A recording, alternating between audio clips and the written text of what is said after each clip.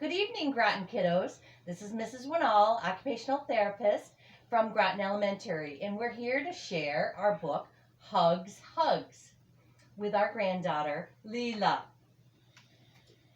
This is Bear. Bear likes hiking, hugs, and honey. One day, Bear decided to go for a walk in the woods to find some yummy honey.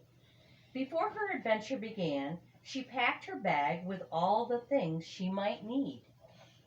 As Bear put on her bag, Mom said, "First things first, you need a hug, a fuzzy-wuzzy hug before you go." And she gave her little bear a big squeeze. Mom watched as Bear stepped onto the trail for her walk. Walking down the trail, Bear saw Squirrel. He looked sad. "What's wrong, Squirrel?" asked Bear. "I dropped my acorn down a hole, and I can't reach it," said the squirrel. "First things first, you need a hug, a nutty buddy hug." Bear gave Squirrel a big squeeze. Bear pulled 2 acorns out of her bag and gave them to Squirrel. Squirrel was very happy with her acorns, so Bear continued on her way. At the berry patch, Bear saw Raccoon. She looked sad. "What's wrong, Raccoon?" asked Bear. "I scratched my paw picking berries," said Raccoon. "First things first, you need a hug, a berry merry hug." Bear gave Raccoon a big squeeze.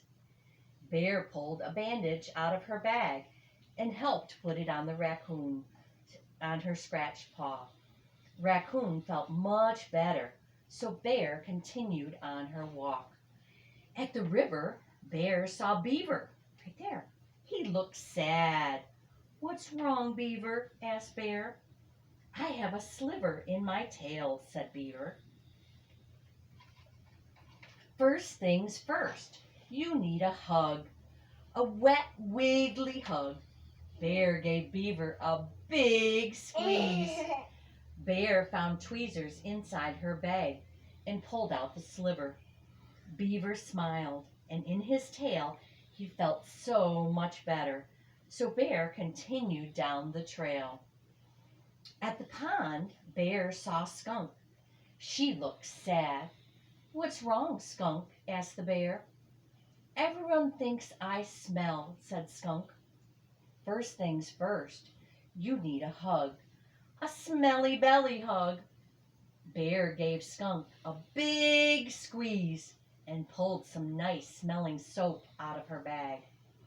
Skunk had a bubbly bath in the pond and smelled lovely, so Bear continued on her walk. Bear climbed the tallest tree to search for honey. At the top she saw Owl. "I can't find my nest," said Owl. "First things first, you need a hug, a fluffy feathery hug," said Bear. Bear gave Owl a big squeeze.